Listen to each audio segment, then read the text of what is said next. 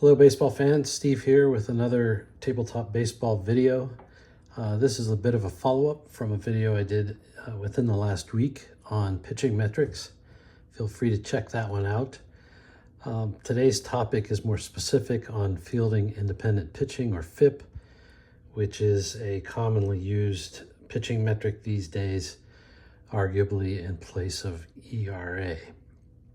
So on the cover here we have the 1971 Orioles pitchers, 420 game winners, Mike Cuellar, Pat Dobson, left-hander Dave McNally, and Jim Palmer, and Cuellar was a lefty as well. So without further ado, let's jump in. So just a quick summary of what we're going to talk about. Obviously, as I said, we're going to talk about FIP. That's sometimes referred to DIPS, or defense independent pitching statistics, I guess. I'm going to talk a lot today about FIP versus ERA specifically. And I'm also going to talk about the impact of defense on that comparison. And at the end, I'm going to talk about an alternative to FIP. And then I'll probably leave somewhat unanswered this last question, which is, what are the implications for tabletop sims? I stole this chart from a previous video. Feel free to pause it and read it.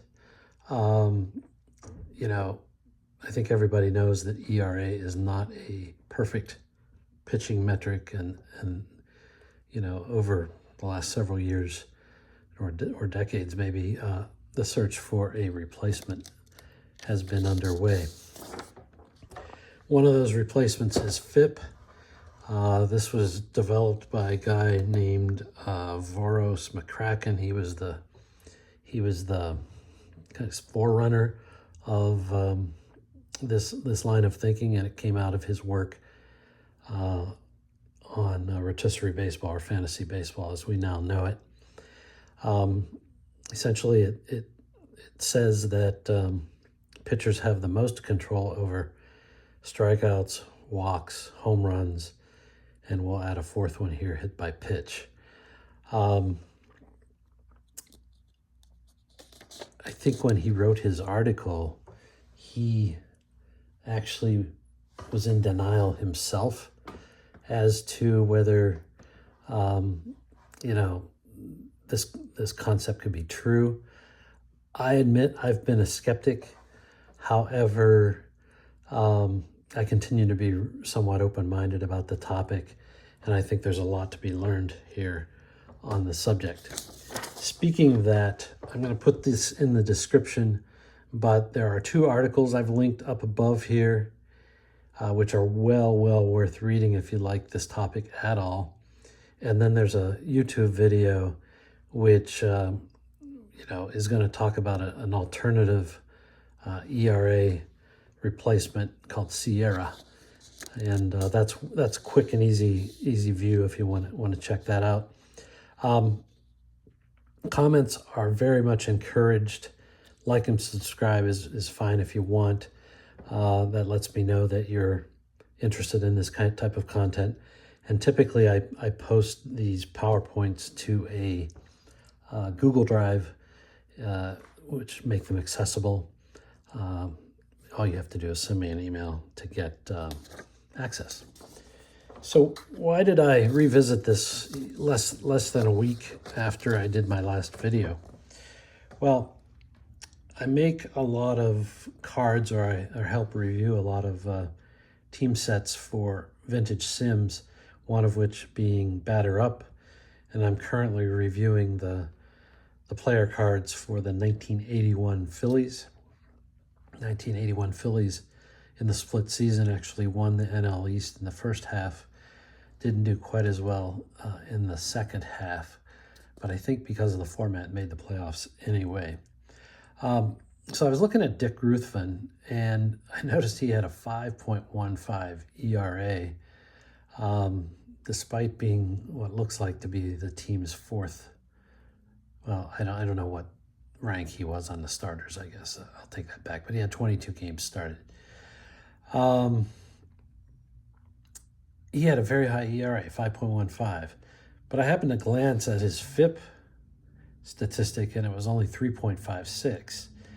And so that's like, more than 1.5 difference between his ERA and his FIP. And that just got me thinking, what's up with that?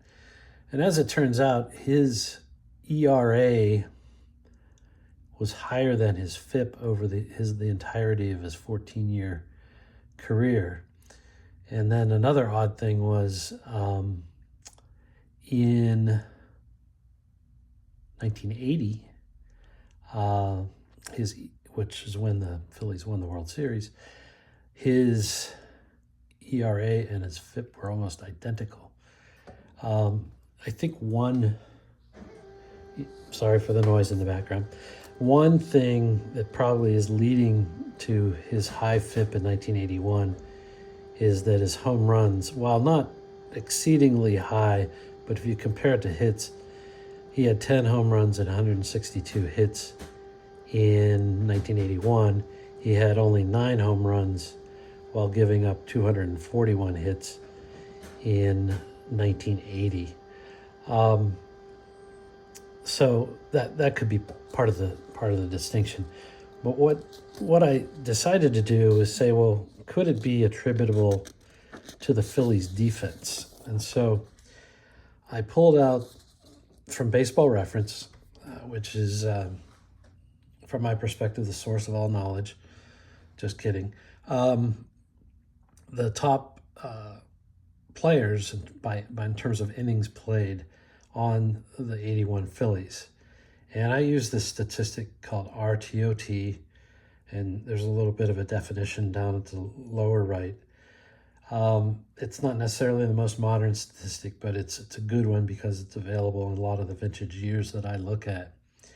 And you can see in red that for the most part, except for Schmidt and Maddox, this was not a good defensive team. A negative number on ROT is bad. And there's some bad numbers on this page. The team was in the bottom third of the league as it relates to most errors committed. They did have the 5th best fielding percentage, interestingly enough. At the team level, their RTOT was minus 31, and that was second worst in the NL. And then they were second worst in a statistic that until a minute ago I didn't know existed, called defensive efficiency. And you can find more about that if you go to any of the league pages, like the 1981 NL page, and go to the fielding section. They talk about that there. It takes into account a lot of things, including pitching, so I'm not going to dwell on that. But this would seem to indicate that the fact that the Phillies had not a good defense generally would cause Ruthven's FIP or ERA to be higher than FIP. And there's probably some truth to that. We'll see. Let's go to the 1971 Orioles, who I mentioned already. Very, very good pitching team that year. 420 game winners, as I mentioned. As a team, they won 101 games, highest in the American League that year. Their ERA was 2.99, and their FIP as a team was 3.40. So their FIP was higher than their ERA. So what could cause that? One would think, their ERA should be lower. If we look at Ruthven, and bear with me here, I'm kind of thinking out loud here. But Ruthven, as I said, his ERA was higher than his FIP, and that I attributed to it being a bad defense. Here you have the Orioles team with a lower ERA than their FIP. And that would, again, seem to be indicative of a good defense. And I guess, yeah, sorry. They did have a good defense. That was the whole point. I'm missing my afternoon nap here, so sorry for the pause. They had a great defense, actually. So I've highlighted all the good RTOT statistics here in green. Only Frank Robinson had a negative RTOT as it relates to the top innings played here on the Orioles. And Belanger and Brooks Robinson had great RTOTs. I mean, double-digit RTOTs are indicative of high fielding skill, I think, universally. The team was second in errors, in other words, the fewest errors, and also in fielding percentage. Their team RTOT was positive 54, which is a huge number. And that was best in the league that year. And they were second best in that statistic that I just mentioned, called defensive efficiency, just a point behind Oakland on that measure. So, that all seems to hang together. Good defense would cause their ERA to be lower than their FIP would indicate otherwise. So the next thing I did is, again, for the same Orioles team, I took each individual pitcher and compared their FIP to their ERA. Now remember, as a team, their ERA was lower than the FIP. But as you can see, it was all over the place when you look at an individual pitcher. So on the left-hand side, you have pitchers who had the opposite of what the team had, which is their FIP was greater than ERA. And I don't know, there could be reasons for that. In case of McNally, he gave up a high rate of home runs, so probably got penalized in the FIP measure. Somehow must have overcome that and still won 20 games. Palmer and Cuellar, good pitchers, also had FIPs higher than the ERA. Guys in the middle, 3 of the 4 are relief pitchers. I don't know if that had anything to do with it, but their ERA and FIP were almost identical. And then you get over to the far right. The 3 on the far right followed the team pattern, where the ERA I labeled that wrong, but or did I label that wrong? No, their ERA was greater than the FIP. So let me pause for just a second. Actually, the guys on the left, the guys on the left follow the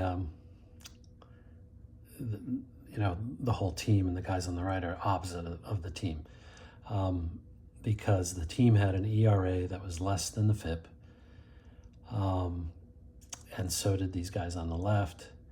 And then the opposite was the case with these guys on the right. And I don't know if it was a fact that they were relievers or something unique about their statistics.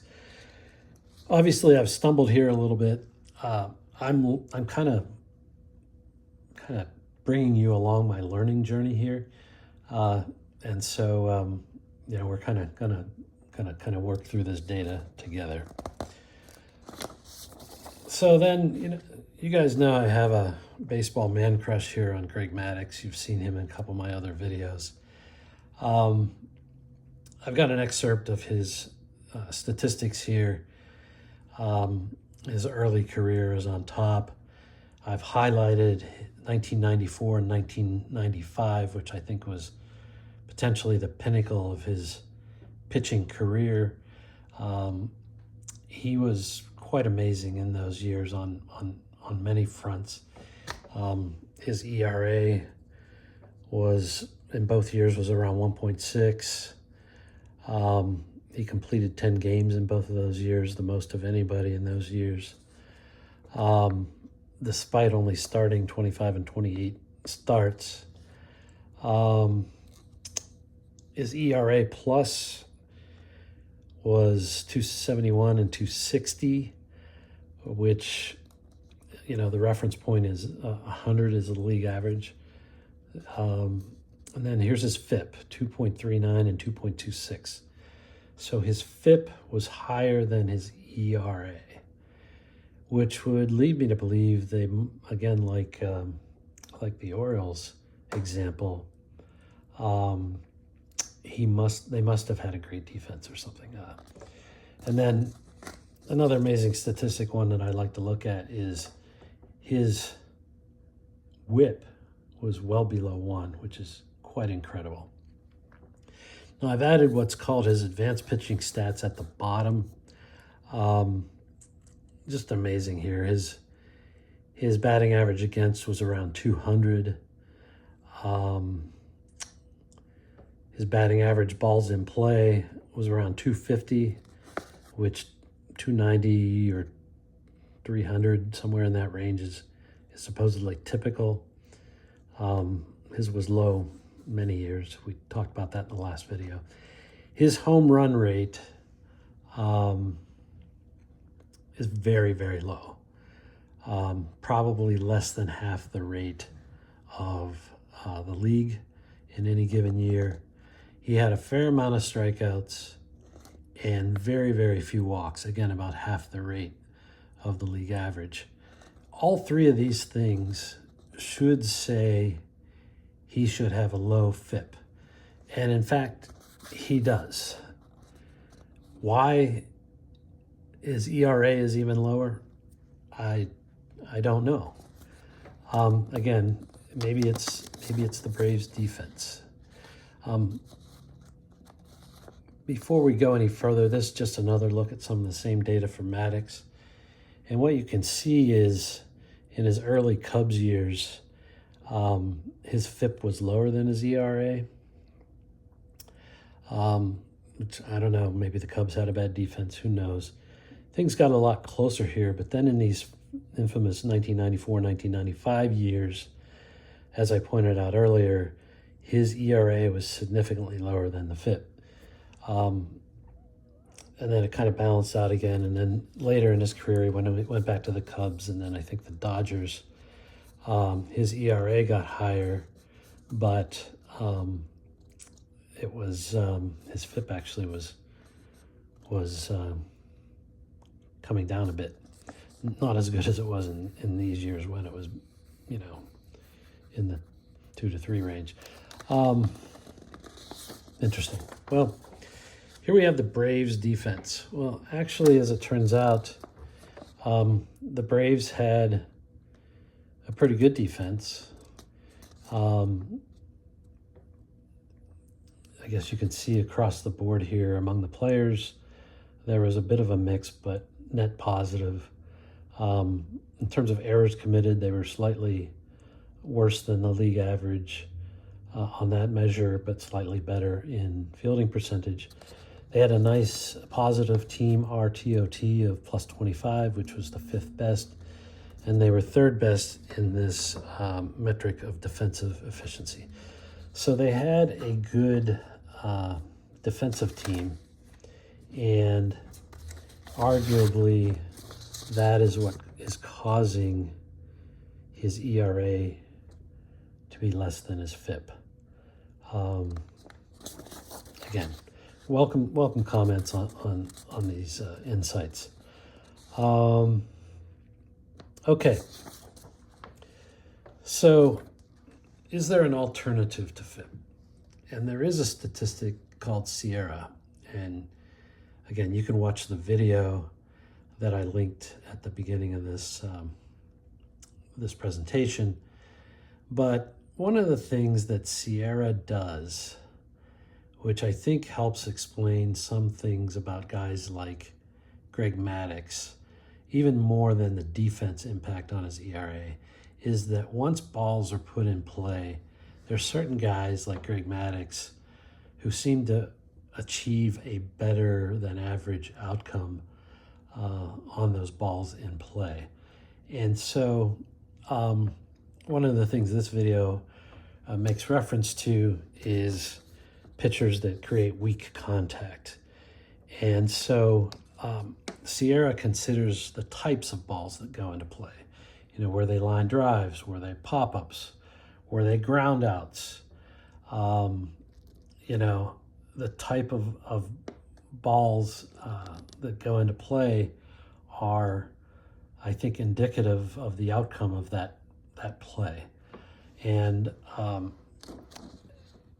SIERA, the formula is quite complicated, and I don't think the data is necessarily readily available. And it's definitely not available for the vintage years that I like to look at. But I think you can get this data on the Fangraphs website. So feel free to check that out. If we go back to Greg Maddox, and I alluded to this in the last video, he had a pretty high ground ball to fly ball ratio. You know, maybe if I'm doing my math right, maybe 2/3 of his balls hit were on the ground. Yeah, actually you see it here. 59% and 62% in 1994 and 1995 were hit on the ground. Now, generally, balls hit on the ground can tend to lead to more hits, but in his case, it did not. And again, I don't know if it's because it was, you know, weak contact and allowing the fielders a better chance to field the ball or what have you. But, you know, I am a believer. I alluded to this in the last video, that I think FIP in its simplest form is overly simple, because I do think pitchers can have some influence once the ball is put in play, excluding home runs. And so the simplest form of FIP probably is too simple. With that, I'm going to leave it here. I mean, there are some implications for sims. I think the fundamental question is, you know, when you're carding a player, should you be carding his actual performance, or should you be carding his underlying skill and leave more of the sim results to luck or what have you?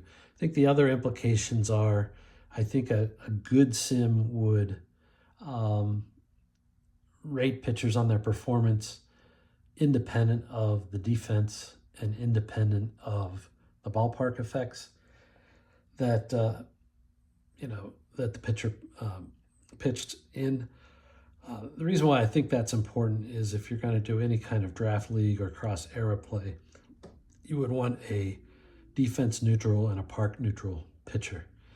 And then you can move players around, I think, with more realistic results. That's the end. Thanks for listening, and appreciate all my followers and subscribers. And again, please comment. Always appreciate the comments. I think there's a lot more to be learned, and I learn a lot from you guys. So if you have thoughts on this topic, let me know. Thanks. Bye.